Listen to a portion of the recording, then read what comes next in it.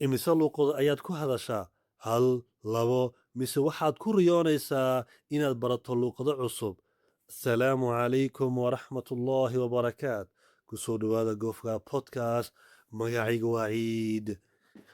Haddaba, ku hadalka luuqadaha badan maaha oo keliya xirfad, waa awood beddeli kartaa noloshaada.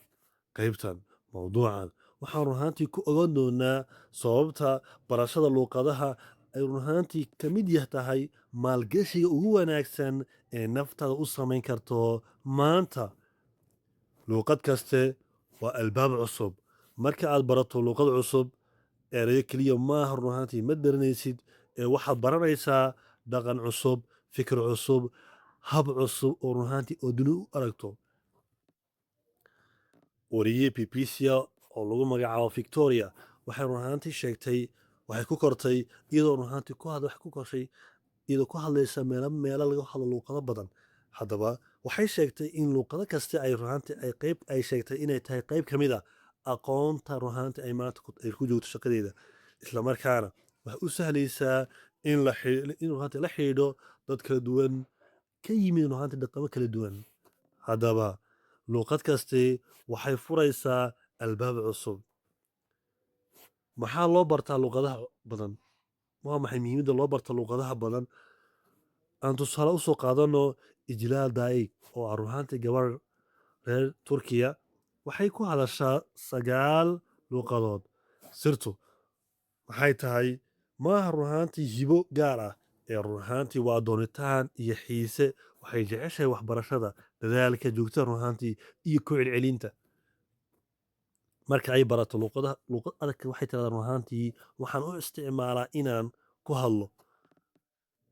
Podcast-igu waxay tiri wuxuu iga caawiyey inaan hagaajiyo dhawaaqayga iyo inaan si fudud run ahaantii u xafido erayada.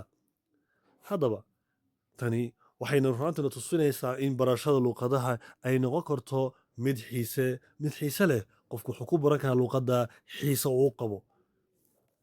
Maxay tahay haddaba iminka faa'iidooyinka barashada luuqadaha ku duwan ay u leedahay maskaxdeena? Cilmi baaris ayaa run ahaantii waxay sheegtay in ku hadalka luuqadaha badan oo maskaxda run ahaantii aad u anfaco oo anfac weyn uu siiyo maskaxdeena.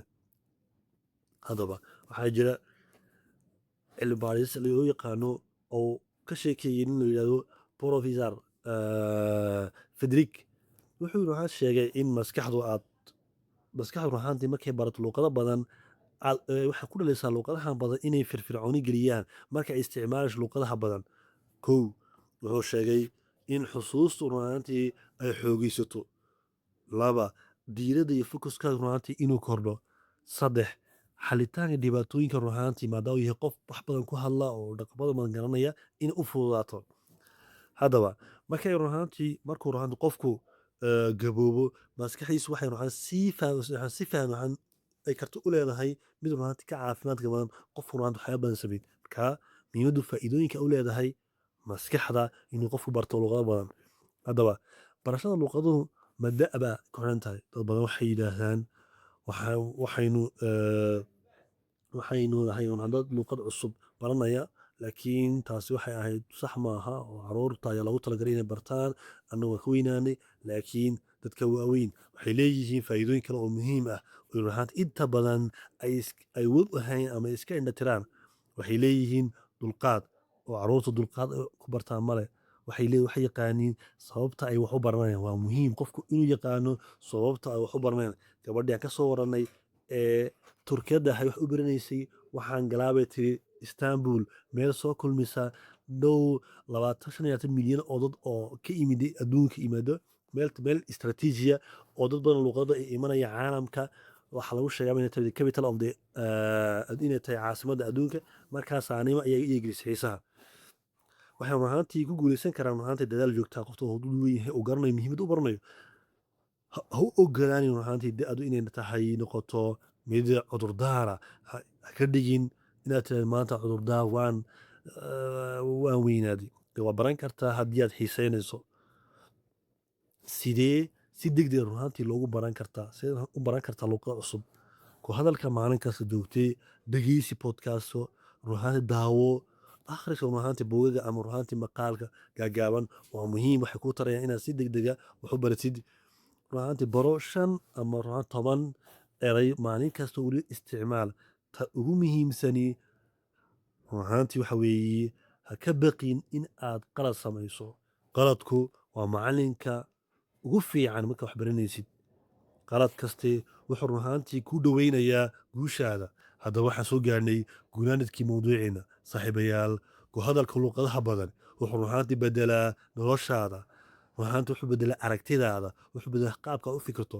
Wuxuu run ahaantii kuu fududaynayaa safarkaaga. Wuxuu run ahaantii oo ku siinayaa fursado shaqo oo suuqa run ahaantii ayaad ka helaysaa.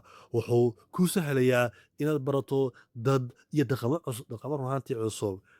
wuxuu run ahaantii kobciyaa maskaxdaada.